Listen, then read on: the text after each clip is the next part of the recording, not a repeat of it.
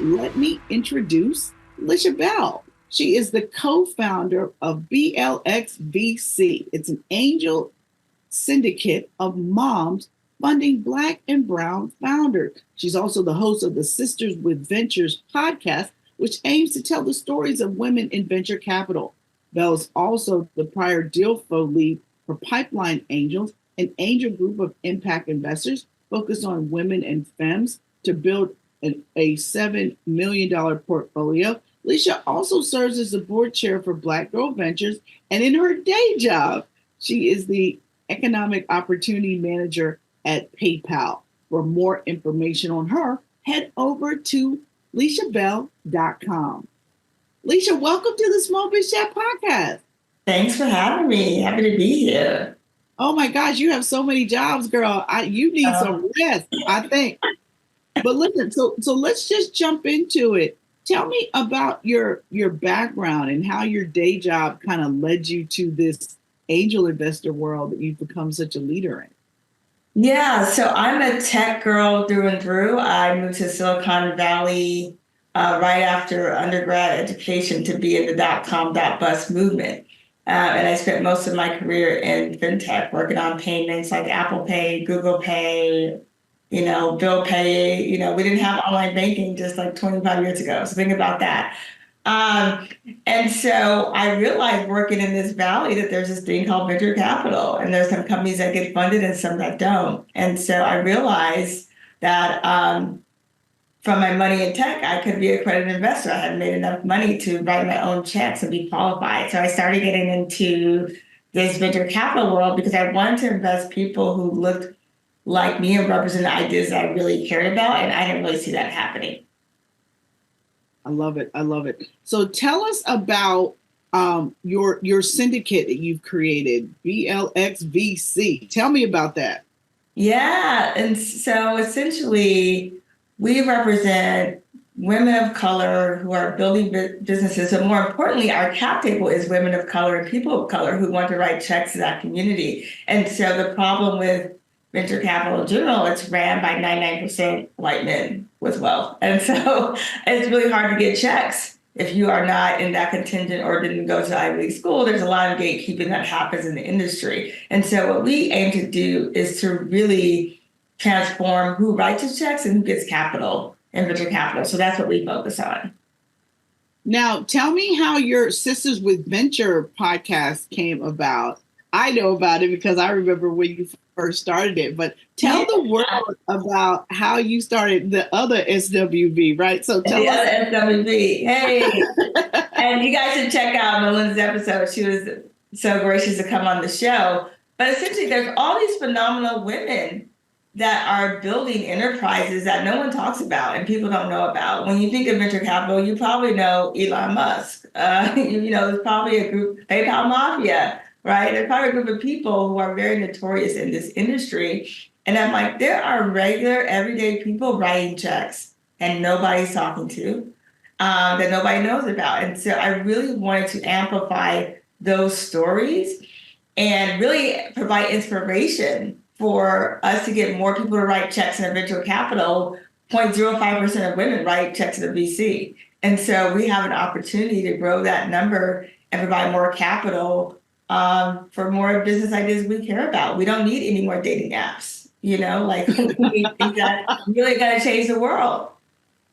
Right. We need to solve some real problems. Real problems. Yeah. So talk to me about what does it take to be an accredited investor? Because I think there's probably a lot more people who are qualified to be an accredited investor than think they are. Yeah, a lot of people don't know. You don't get like an alert from the IRS that says, hey, guess what? We made enough money this year.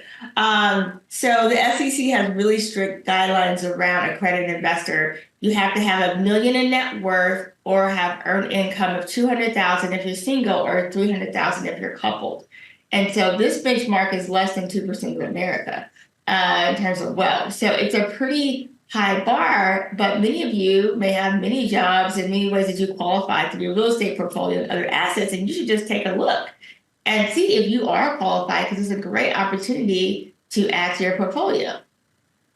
I love it. I love it. So yeah, I think there's a lot of people that qualify for that. I mean, there's a lot of business owners that qualify for that. Absolutely. I think W-2 folk, it might be a little tougher, but even a lot of them, you've been working at a company a long time, you've been taking the stock options, you could do it too. So let's talk about, what does it take? What are you typically looking for when you're evaluating a potential business that you're considering investing in? What are you, what tickles your fancy? What are you looking for? Yeah, number one is all about the team. Like, VC is a human business. Like, is this the founder that can execute? The idea can be great. People come up with great ideas every day, right? It's like, can you actually execute? Are you the person the most qualified to do that? And do you care enough about whatever you're building to stay in it? Because as everybody knows, entrepreneurship is extremely difficult of a path to take, right? The other thing is this an idea that has an addressable market? I.e., can we make money? Can we profit? Right? Like, we're not philanthropists. We want our money back with a return of 5 or 10x. And so we want to make sure that you are attracting a market that it's a real problem that we need to solve. And there's some mechanics behind it that will make it sticky. And I think the third thing is around, because of impact investors, like, is this going to change the world in a meaningful way? Is there going to be a significant outcome that's really going to be impactful in people's everyday lives? So I focus on financial inclusion. Is this something that's going to expand the pie for everybody? So that's my lens, because I really care about the impact that we're making. I love it. I love it. So, all right. So there's a difference between angel investors and venture capitalists, right? Can you break that down for us? Yeah, it's like my night job versus my day job, right? So essentially, angel investors write small checks, and small can be between $5,000 and $25,000 checks. And they're really what we call like friends and family first in money. So when you're an early stage company, we call it seed or pre-seed. You're raising, under $1 million typically. But once you become, revenue generating, you're headed to Series A, B, C, D, et cetera, you're going to need a lot more money. And that's what we call institutional capital. So that's essentially where venture capital steps in. So you'll get a firm like a PayPal Ventures who's writing a couple of $1 million checks. So it's really the scale and level. And at that point, angels are kicked out. So angels only come in early. And after that, you got to upgrade to the big money to take on the rounds and keep funding those companies. Okay. So, but is the deal harsher though? Like, is it like I've always thought about angel investors as being like sort of like the kinder, gentler way to get investment, and venture capital being like a pimp-ho relationship. You know what I mean? So I'm trying to understand, in your mind, how you view it differently. Yeah. Your angels are typically your friends. They're people who actually really care about your business and care about you the most. And they take the most risk, right? And so venture capitalists come in after the company's been de-risked. So it's like, oh, it's making money. Great. It's doing all the things because you come in later. And so the angels get rewarded for being angels and caring. But once you hand it over to venture, that's when CEOs get fired. Think about Steve Jobs and Apple. Like, that's VC. Like, you get kicked out of your own companies. Your co-founders get fired. Like, a lot of things can happen once you hand it over, because you essentially are losing equity, stake, and ownership of your company the more you fundraise. And so you do have to be critical of your founder about who you're allowing on your cap table, because you're giving that person more control. And it doesn't mean that they don't love you, but they're focused on the best interest of the company, which may or may not include you. So keep that in mind. Listen, I'm glad you explained it like that, but I had a friend get removed from their company, so I know exactly what you're talking about. Now, what are the common mistakes that entrepreneurs make when they seek investment funding? Yeah, I think there's a lot of confusion on what type of funding is right for an entrepreneur, right? Because there's small business loans, there's VC, there's so much. And I think you got to know what kind of business you're building and what is the best capital path. And personally, if you want to give up ownership, if you're like, this is going to be a great small business for me and my family for decades to come, don't give your money, don't give out equity of your company. and you're making money and you're great, do that. Like, that's good. That works too. I think some people are lured into venture capital because we call it free money. It's like money you don't have to pay back when you fail. And if you take a business bank loan, you have to pay that money back, regardless of if that business makes it or not. But with that, you're giving up a lot. And so I think entrepreneurs have to know what type of company they are building. If they're trying to scale a company, in a year and be a big tech ecosystem, Twitter or something, like that's going to take a lot of money. Like, you can't do that by yourself, right? Like, it's going to take a whole team. But like, I got a great cleaner shop that's a mom and pop business that's really profitable. We got the equipment. We took out a loan and we paid it back. Like do that, So I think you have to know really where you fit in. Okay. What about sometimes I feel like people value their business too low. And then I think there's some people out here that value their business too high. So how often do you see that kind of stuff? Yeah, I mean, let's face it, the white guys always overvalue their business, right? They're very prideful about what they're building. And then you see marginalized groups and women devalue their business. Like, that's what we see a lot. And so investors are always skeptical of any valuation. Don't take it personal, but we're always trying to figure out, is this really what you think it is? Because founders are sometimes delusional, or sometimes they believe that they're the best thing. And you're like, well, many investors have seen the same pitch like 35 times. You're just a different flavor of the same pitch, right?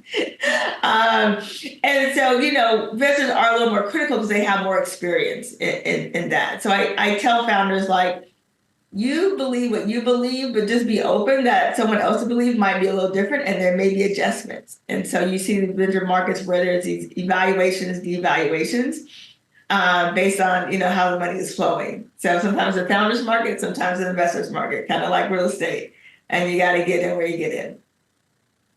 Thank you for that. All right, so last question before we go to the break: how do you find an angel investor? I mean, is it just like, let me call my peeps that I went to college with, like how do you kind of survey where to find angel investors? They're probably hiding under a rock and not wanting to be found. I mean, that's the thing about it. There's people who flaunt their wealth, but mostly people rich don't flaunt their wealth. So you kind of have to know where the money is at. And so I, think about groups that attract affluent people. I joke, but it's like the country clubs. It's the people who have discretionary spend, the philanthropic people who give a lot of money to institutions, right? Like, they all have friends, right? And you probably do have some friends and family who are accredited, just don't know it, right? Like, your business is doing great. I saw that you guys have a nice home. I mean, don't say that. But, if they have $1 million house, then you know that they're an accredited investor. I mean, that's one easy way to qualify in your mind, not out loud.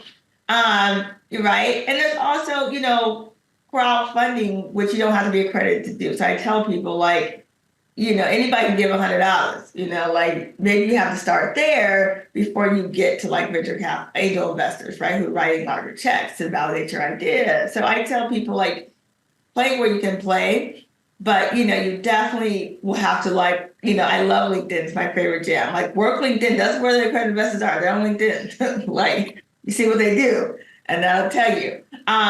But yeah, it's definitely a relationship kind of business. And so if you're an introvert, you probably need to have a co-founder that's an extrovert, because you do have to talk to people, to get into their pocketbooks. I love it. I love it. All right. When we come back on the Small Biz Chat podcast, we're going to be talking more with Lisha Bell about how to get angel investors. You're watching the Small Biz Chat podcast, and we will be right back. Hey y'all, I'm launching my very first private online community for women entrepreneurs. We're calling it SmallBizLadyAcademy.com. And listen, we're going to be providing how-tos, video training, live coaching, webinars. We're going to do monthly member roundtables, and you're going to get an amazing resource library of all of my favorite ebooks and templates. So listen, whether you're ready to start or you're trying to grow your business so you can sell it one day, we're going to have exclusive content just for you. And all of our content is going to be available in English and Spanish. So I want you to jump on it today, because we got a founder rate out here. It's going to be your rate for life. So all you have to do is head over to SmallBizLadyAcademy.com. where we're empowering women entrepreneurs with knowledge, community, and access. Hi, everybody. Welcome back to the Small Biz Chat podcast. I'm Melinda Emerson, Small Biz Lady, your host. And we're talking with Lisha Bell about how to get angel investors. All right, Lisha, I want to jump back into this with you. Tell me, how do I effectively pitch? Let's say I realize my brother isn't an accredited investor. Okay, so how do I go about getting my pitch together to hit him up for the cash? How do I do that? Yeah, so you need to be able to summarize your business in like 2 minutes. So think about simple, everyday, plain language that people can relate to and makes sense. One company is like, I'm the hair Airbnb, or this Uber, or, if there's a business model that you're similar to that kind of helps people understand or get it fast. I think you have to tell people why you're qualified, especially for friends and family who've known you most of your life. If you've never done anything like this or don't have any professional experience, it's going to take a lot of persuasion or convincing. I think the other thing is that you have to show people that you're already doing the work, whether that's social validation, whether that's your business traction you already done. You have to have proof. That's really important for your pitch. And you have to put it in writing. You have to write it down. People love looking at pitch decks and, sending that over, letting people preview on their own terms, get back to your comments, putting them on your email list. Say, hey, I just want to keep you update my business. That's a great way to passively pitch people all the time about what you're doing. So I say use those methods to get the word out so that it's a warm touch situation when you have to actually pitch. Now, what kind of due diligence processes do angel investors do? Yeah, so I joke, I said, this is not HR. We look into everything. We're searching your Google, your social media, anybody who knows you, referrals. Of course, the things that you provide, just know the things that you're not providing that we're also looking at too, right? Of course, we're looking at your financials and your business objective and goals, but just know we're talking to real people who know you, have done business with you in the past, to make sure that you are a solid, viable investment. All right, last question. What's the best business advice you've ever gotten? Okay. Do what you love. I think that's just simple and easy. I like it. Thank you so much, Lisha. You have imparted us with some amazing, really good gems. And I know that my audience is going to super appreciate it.